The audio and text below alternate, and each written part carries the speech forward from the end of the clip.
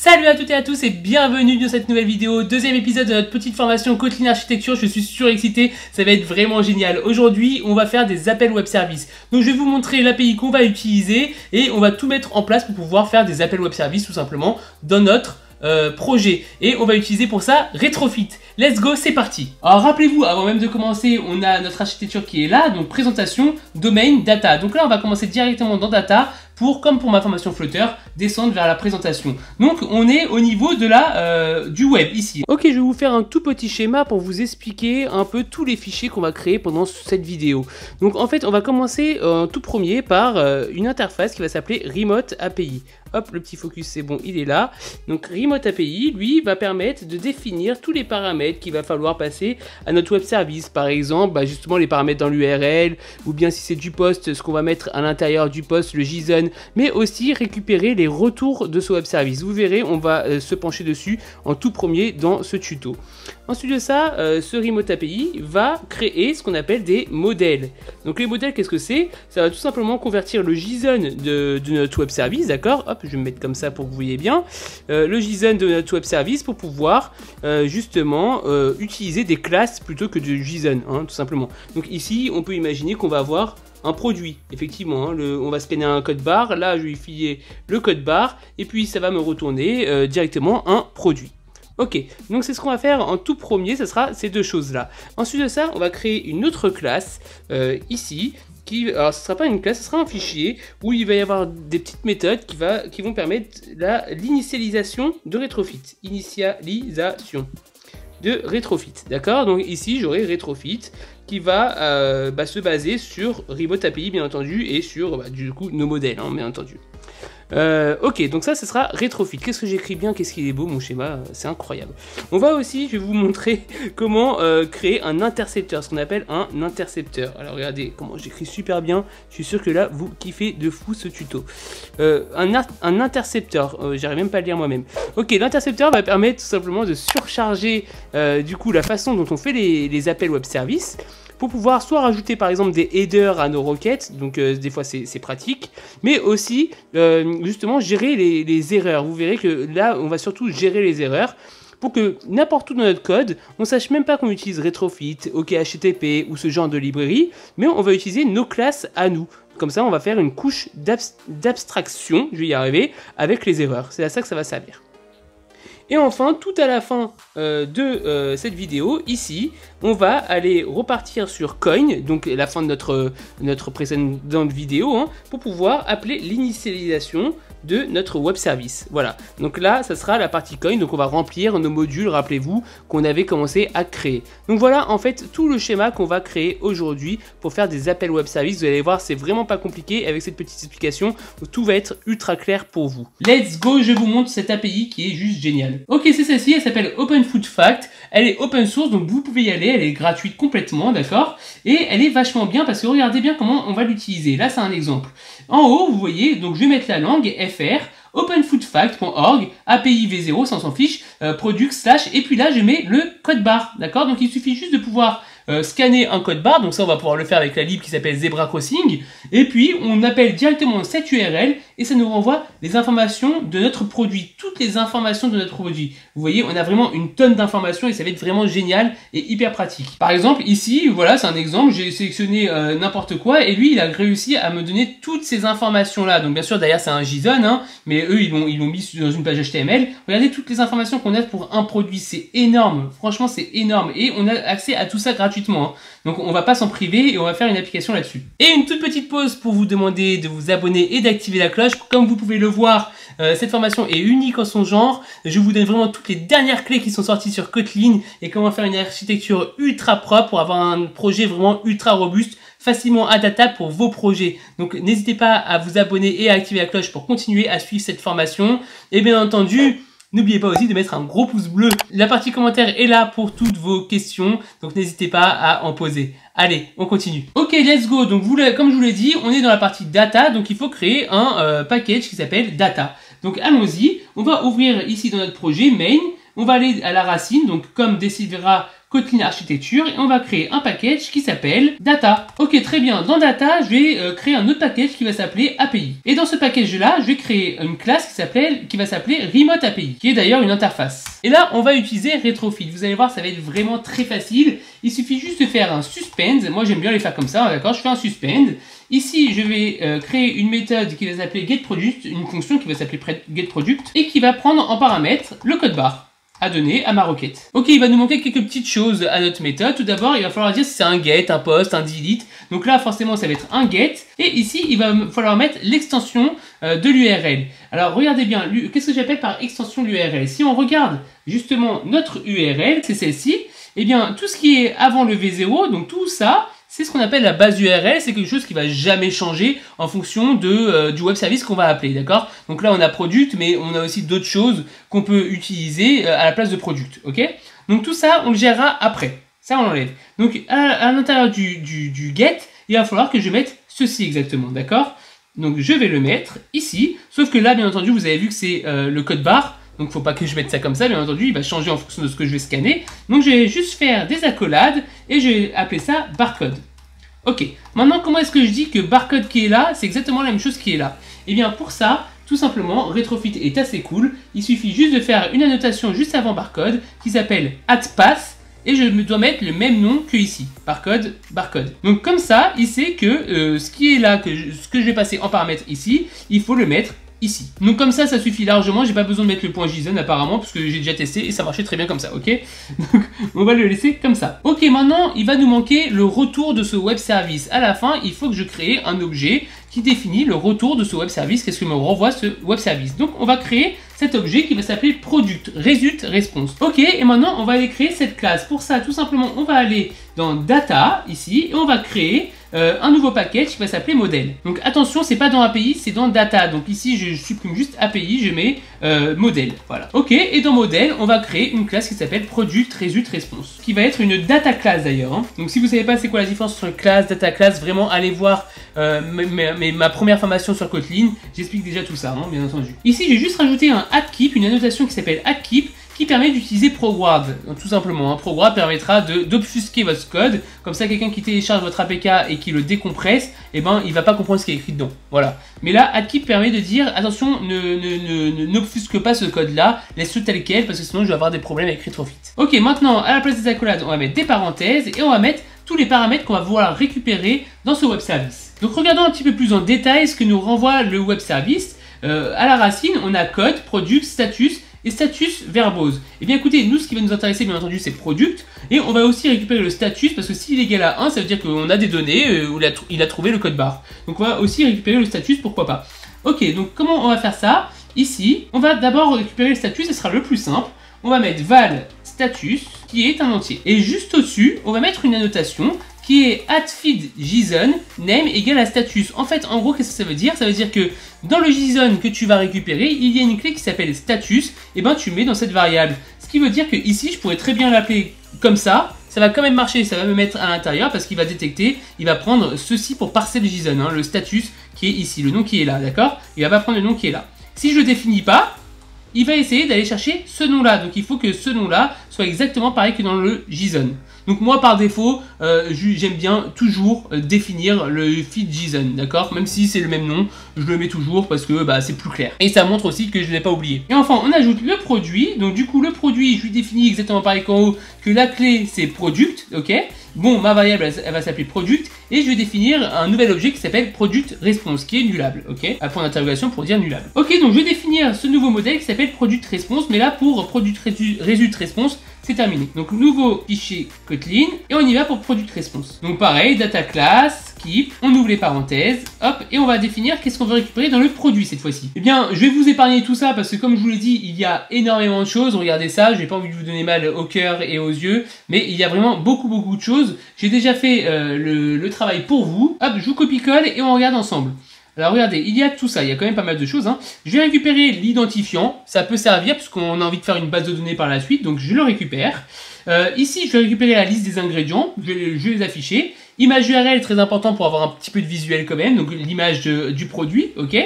Le code, bah, c'est le code barre du produit. Brand, bah, c'est la marque du produit qui s'appelle d'ailleurs Brand dans le JSON. Et vous voyez là, j'ai juste mis Brand sans S. Ok.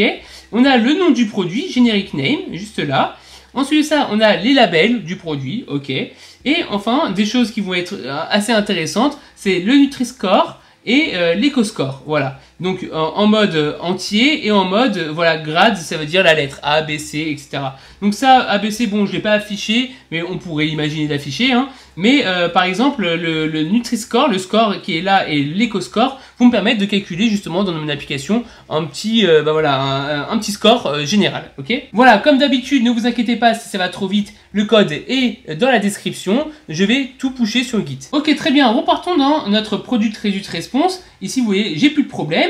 Et repartons dans notre Remote API. Là, il va juste me demander de l'importer. Donc, je lui dis, vas-y, go, importe-le en haut. Voilà. Donc, maintenant, ma classe Remote API est complètement terminée. Je pourrais appeler facilement, comme ça, le web service. Ok, il va nous manquer deux choses. La première, c'est comment initialiser Retrofit.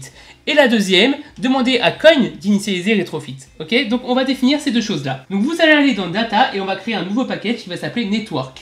Donc dedans, on va retrouver deux classes. La première va permettre, comme je vous l'ai dit, d'initialiser Retrofit. Et la deuxième, je vais vous montrer comment écouter les web services aussi. Pouvoir modifier par exemple les headers de nos requêtes ou ce genre de choses qui pourraient vraiment être utiles. Donc commençons tout d'abord par cet intercepteur justement de requêtes. Donc on va aller dans Network, on va l'appeler WS API Interceptor. C'est une petite classe, vous allez voir, elle est très simple. Ok, là voilà la classe, elle va étendre de Interceptor. Et puis là, vous voyez, il me dit qu'il y a quelque chose en rouge. Vous pouvez cliquer sur la petite cloche. Et sur la petite ampoule, je veux dire rouge, et vous mettez Implement Members. Et puis là, il dit, oui, il faut implémenter Intercept. Donc je vais fermer juste là, comme ça vous voyez mieux. Donc là, en fait, on va surcharger la manière de faire les requêtes de Retrofit, d'accord? Pour pouvoir, par exemple, comme je vous l'ai dit, rajouter des headers si on en a besoin, ou mettre des logs, ou ce genre de choses. Hein. Alors regardez, tout d'abord, je récupère la requête. Donc j'intercepte la requête, c'est chain.request, ok? Et puis là, on va définir la réponse. Val response, parce que là, du coup, il faut bien renvoyer une réponse par la suite, hein, d'accord? Puisque je suis en train de surcharger comment on fait les appels web service. Et là, je vais mettre un try catch. Et vous allez voir, on va s'en servir de cette classe. Hein. C'était aussi pour vous montrer comment faire, mais on va aussi s'en servir. Je vais vous montrer pourquoi. Bah justement, avec le try catch, on va gérer les erreurs ici. Donc, on va récupérer le builder de notre requête. C'est comment on construit la requête. Pour ça, on fait juste request.newBuilder. Ici, si on veut, on peut rajouter des headers. D'accord? Donc, regardez bien, si je fais builder, ici, on me propose add header. Vous voyez? Bon, là, on n'en a pas besoin pour notre web service, mais au moins, vous savez comment le faire si jamais on vous demande de rajouter des headers. Et maintenant, on va récupérer simplement la réponse, d'accord? Donc, on va simuler la requête, c'est hyper simple. Hein. On va pas simuler la requête, mais on va carrément la faire. Donc, on va faire chain.proceed, ok? Et puis là, on va faire builder.build. Donc, on lui demande simplement d'exécuter la requête et de récupérer la réponse. Ok, à la fin, toute fin, on s'en doute bien, hein, il va falloir retourner la réponse. Mais là, bien entendu, il va mettre une erreur parce qu'il y a des cas qu'on n'a pas gérés, hein, bien sûr, ici. Ok, comme je vous l'ai dit, on va vraiment utiliser cet intercepteur, on va créer des types d'erreurs qu'on va pouvoir comprendre nous-mêmes, d'accord? Je vous copie-colle, dès que j'ai une erreur de requête, on va aller parser des choses, regardez bien. Si l'erreur, c'est un type d'exécution, ou l'erreur c'est un IO exception, d'accord? Je dis tout simplement que c'est une erreur no internet connection. La classe on va la créer juste après. Hein. Donc je dis tout simplement que c'est comme si la personne n'avait pas internet, donc je lui afficherai comme ça, bah t'as pas internet, vérifie bien ta connexion, d'accord? Et sinon je dis simplement que c'est une network error exception. Et puis juste en dessous on va gérer un autre type d'erreur, c'est si la réponse n'est pas successful, n'est pas un succès. Ça peut arriver aussi. Donc ici il suffit juste de dire if la réponse .isSuccessful et on met un note, donc un point d'exclamation juste avant bien entendu, et bien là je vais throw une autre exception qui va s'appeler WS exception, donc qu'on n'a pas encore créé et qu'on va créer juste après, avec la réponse à l'intérieur, comme ça j'aurai plus d'informations. Ok, notre WS API intercepteur est terminé, mais comme vous voyez, il y a des exceptions qu'il ne connaît pas, donc pour ça, on va lui créer, vous allez voir, ça va être très simple, donc pour ça on va aller ici dans Common. On va créer justement ici WS Exception et No Internet Connection Exception. Pourquoi? Comme ça, on va pouvoir l'utiliser partout dans notre application et pas seulement dans Data. Donc ici, on va créer un nouveau package en common qui va s'appeler Error. Et on va créer ici un fichier, tout simplement, pas une classe, hein, attention, un fichier, on va tout mettre dedans, d'accord, qui va s'appeler, par exemple, Error Exception. Ok, donc là, comme je vous l'ai dit, on va créer les deux classes, rien de très compliqué, je vais fermer ça comme ça, vous voyez bien. Eh bien, écoutez, on a la classe No Internet Connection Exception, qui est une IO Exception, comme ça, on se prend pas la tête, cannot connect to the server. Et la suivante, ça va être une WS exception. Je vous copie-colle la classe pour pas perdre de temps et vous pourrez mettre pause pour pouvoir la coller. Donc WS exception, je vais demander un code, un type et un message. Le type, ça va être quoi? Ça va être par exemple not found, unauthorized, update required, forbidden ou other. Voilà, c'est les exceptions que j'ai envie de parser de mon côté, bien entendu. Et puis, bien sûr, un message à afficher, par exemple, on ne sait jamais, voilà, un petit message à afficher dans vos logs ou ce genre de choses. Hein. Ici, le constructeur, comme je vous l'ai dit, je le surcharge, mais qu'il y a un constructeur par défaut qui prend une réponse. Pourquoi? Parce que là, rappelez-vous, j'ai dit WS exception, ça prend une réponse en constructeur, ok? Très bien, donc du coup, le constructeur, c'est une réponse, et puis ici, je définis justement le code, le type, et le message. Donc ça, c'est les bases de Kotlin, il n'y a aucun souci là-dessus. C'est juste que voilà, pour définir justement le code, je fais response.code. Pour définir le type, je vais le définir juste après, je vous montrerai. Et pour le message, je fais juste response.message. Ok? Très bien. Maintenant, pour le type, qu'est-ce qu'on va faire? On va faire une petite méthode juste en dessous, très simple, une private d'ailleurs. Et regardez à quoi elle va ressembler. C'est response.type, donc je rajoute une méthode à response, hein, response.type. Encore une fois, les bases de Kotlin, il n'y a aucun souci là-dessus. Hein. Et je dis que ça va renvoyer un type. Un type, c'est le type qui est là, hein, d'accord? Donc il faut que je renvoie not found, unauthorized, etc. Donc pour ça, qu'est-ce que je vais faire? Je vais prendre le code de la réponse et je vais aller chercher tous les types d'exceptions qui existent, donc not found, unauthorized, et je vais les transformer tout simplement en type que moi j'ai créé. Donc not found, etc. Pourquoi? Pour que par la suite, on n'ait plus du tout de dépendance avec HTTP URL connection. Voilà, on ne saura même pas qu'on utilise un HTTP URL connection, on s'en fiche. Je veux pas qu'il y ait de dépendance avec ça plus bas dans mon application. Ok, donc voilà, c'est une petite méthode. Moi, très sincèrement, ce genre de petite classe, je les copie-colle dans tous mes projets et ça fonctionne nickel après. Hein. Donc pas besoin de s'attarder beaucoup dessus, vous les copiez-coller. Très bien, comme vous pouvez le voir ici, il n'y a plus d'erreur. On va pouvoir aller dans WS API Interceptor et importer simplement ces classes-là. Et voilà, ma WS API Interceptor est terminée. Maintenant, on va l'utiliser. Donc, on va retourner dans notre petit package data network et dedans, on va créer un fichier, attention, un fichier qui va s'appeler network. Ici, on va pouvoir définir en fait tout simplement comment on crée Retrofit. Donc ici, on va créer une méthode qui va s'appeler fun create API client qui va retourner un objet retrofit, ok? Et maintenant, on va lui dire comment on fait. Donc, ça va être égal à quoi? Ça va être égal à retrofit builder. À l'intérieur, je vais pouvoir dire base URL. Ici, je vais lui passer la base URL. Donc, la base URL, il y a plusieurs manières de le faire. Donc, on peut le mettre en dur comme ça. C'est pas très propre, je vous l'avoue. Je vais vous montrer comment mieux faire, bien entendu, juste après. Hein. Ensuite de ça, on va définir un client. D'accord, ici je vais le créer juste après le client, je vais vous montrer ça comment on fait parce qu'on va justement mettre notre WS API Interceptor dans notre client. Donc je vais juste créer une petite méthode WS HTTP Client, on va la créer juste en dessous, juste après. Hein. Ensuite, très important, je vais vous fermer ça comme ça vous voyez bien, ça va être de définir un converter factory. C'est quoi un converter factory? Alors ça c'est très intéressant, on va utiliser dans ce tuto Moshi. Donc il y a plusieurs converteurs factory sur Kotlin, hein, mais Moshi est aujourd'hui le plus light. Donc c'est pour ça que j'aime bien l'utiliser. Un converteur factory, simplement, c'est, vous vous rappelez les petites annotations qu'on a mis au-dessus de notre classe. Regardez, product response par exemple, les petites annotations que vous voyez là, JSON. Si je regarde, ça appartient à Moshi, vous voyez. Donc là, tout simplement, ce que je suis en train de dire, hop, je zoome, Moshi. Hein. Donc là, tout simplement, ce que je suis en train de dire, c'est que, attention, ton converteur va se baser sur Moshi. Donc toutes les annotations, il va pouvoir Retrofit les utiliser maintenant. Sans ça, il ne saurait même pas dire ce que c'est que ces annotations-là, donc il ne fonctionnerait pas du tout. Très bien, donc maintenant, Retrofit est capable de comprendre les annotations que j'ai mises dans mes classes. Et enfin, à la fin, j'ai fait .build. C'est tout. Vous voyez, donc là, ça marche nickel, il manque juste ça. Et comment faire pour faire une base URL plus propre, ok?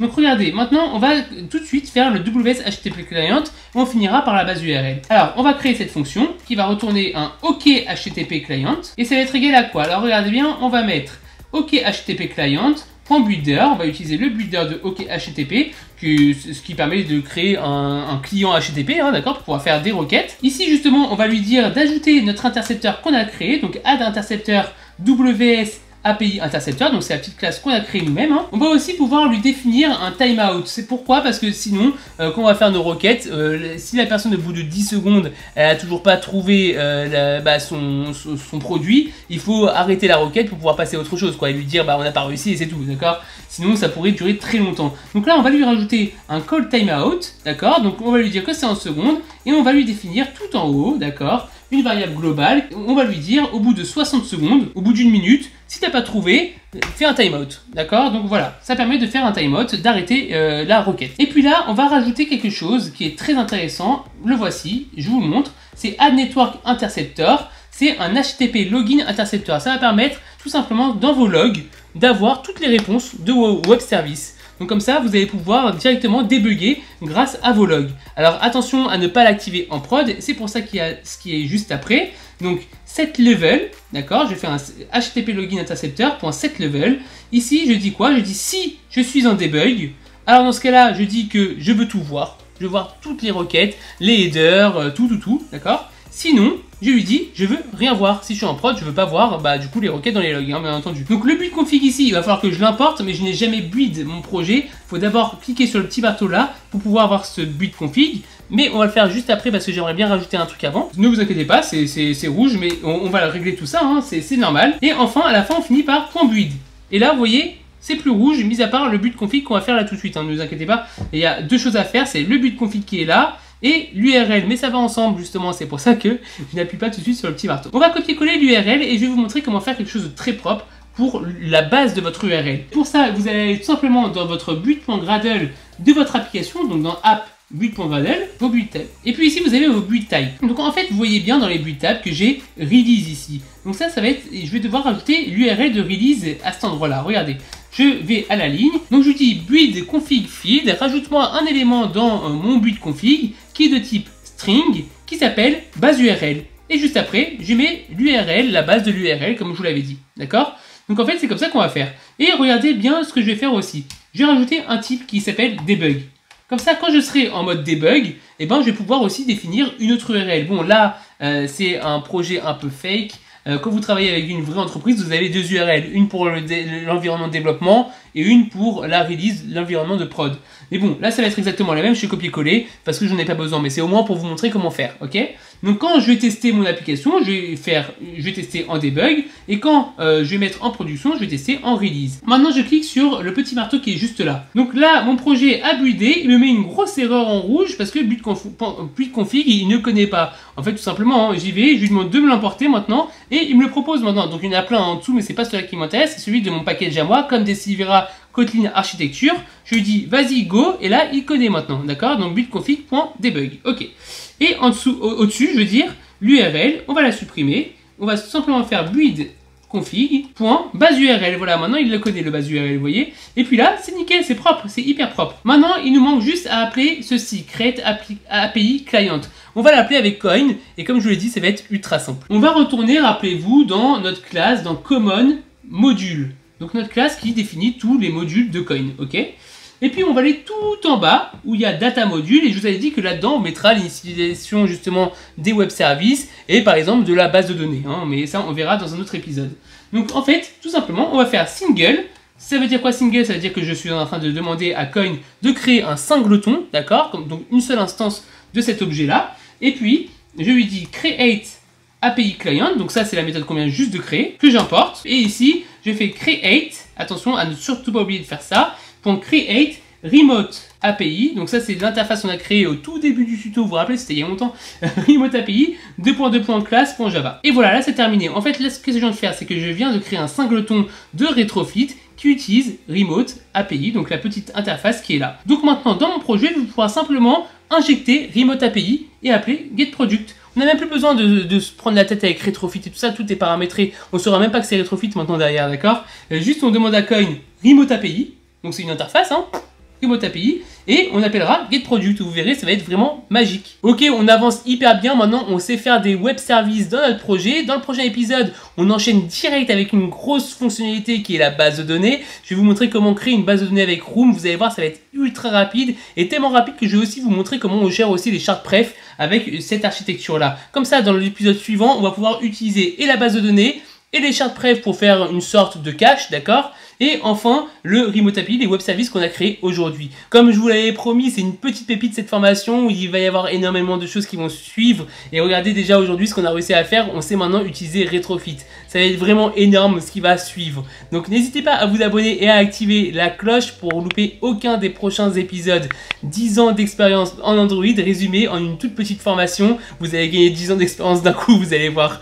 Allez, n'oubliez pas de vous abonner et d'activer la cloche. N'oubliez pas aussi de mettre un gros pouce bleu pour cette formation, pour cet épisode, de partager cette formation un maximum. Et il n'y en a pas beaucoup des comme ça sur internet parce que j'en ai cherché moi-même et je n'en ai pas trouvé. Donc j'ai mis du temps à élaborer cette formation. J'ai demandé à beaucoup de collègues de m'aider à la faire. Et je vous assure que c'est vraiment une formation accélérée pour utiliser les meilleurs moyens de coder une application. Donc n'hésitez pas à la partager un maximum. Allez, moi je vous dis à très vite. Ciao, ciao.